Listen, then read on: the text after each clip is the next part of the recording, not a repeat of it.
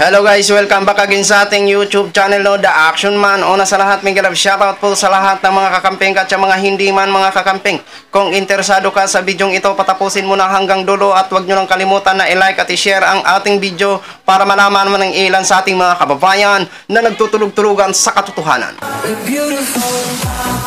So muli naman nagbabalik ang nag-iisa nyong host na si The Action Man para magbigay ng komentaryo at reaction sa mga mainit ng issue ng bayan.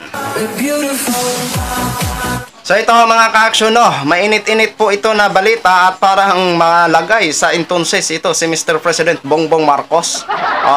May napanood po kasi ako na isang video na isang grupo ho na may balak.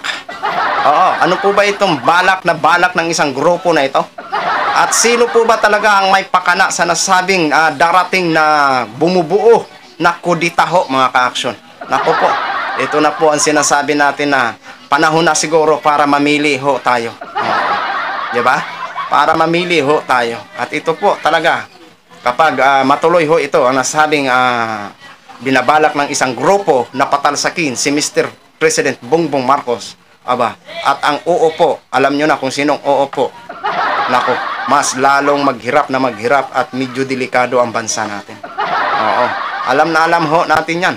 Basta ako, total, hindi naman nakaupo si Attorney Leni Robredo, ang ating minamahal na legit president. Basta ako, kung papipiliin ako, ito po ang masasabi ko sa inyo. Titiisin ko na lang si Mr. President Bongbong Marcos sa loob ng 6 years kaysa mapalitan siya ni Vice President Sara Duterte.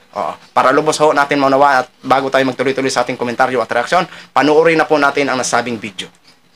May mga nagbabalak daw na patalsikin sa pwesto si Pangulong Bongbong Marcos. Yan pong siniwalat kanina ni Armed Forces Chief of Staff General Romeo Bronner sa kanyang talumpati sa Joint Change of Command at Chief of Office Ceremony sa Camp Don Basilio Navarro sa Zamboanga City.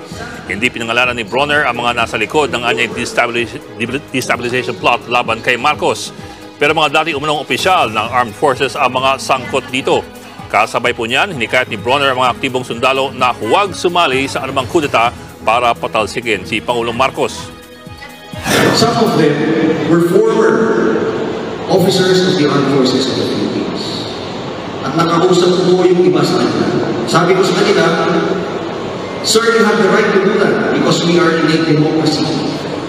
But please, do not involve the active personnel of the Armed Forces of the Philippines.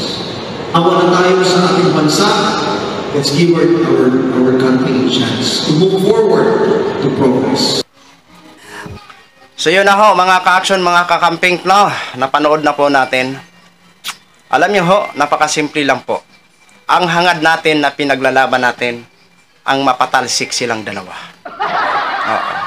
Pero kung si Mr. President Bongbong Marcos lang ang papatalsikin ng nasabing grupo kung sino bumabalak at sino po ang may pakana nito, mas titiisin ho natin na si Mr. President na lang siguro ang maging presidente natin sa loob ng 6 years.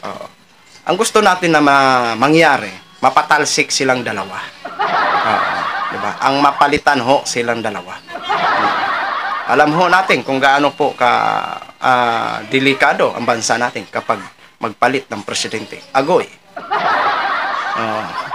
Yun yung sabi na kung naghirap tayo kay President Bongbong Marcos, mas lalong maghirap ho tayo at baka mamaya naging China na ho talaga tayo. Diba? Kaya mga ka-action, bahala na ho kayo. Kayo po ba isang ayon na titiisin na lang natin si Mr. President Bongbong Marcos sa loob ng 6 years kaysa mapalitan siya? Kasi wala naman talaga ng sigurong pag-asa na makaupo si Attorney Leni Robredo, ang legit president. Para sa akin ho, opinion ko lang ho ito. Kahit binubuljak ho natin dito sa mga issue si Mr. President Bongbong Marcos. Pero kung papipiliin po ako, mas gustuhin ko na lang ho si Mr. President Bongbong Marcos na manatili sa kanyang pwesto sa loob ng 6 years kaysa mapalitan ni Vice President Sara Duterte. Direct to the point lang ho tayo. So yun lang ho mga ka-action, mga kakamping, din-share ko lang ho sa inyo. Maraming salamat po sa ating mga viewers Luzon, Visayas at Mindanao all over the world. Ako po ang inyong lingkod si The Action Man. Have a good day everyone.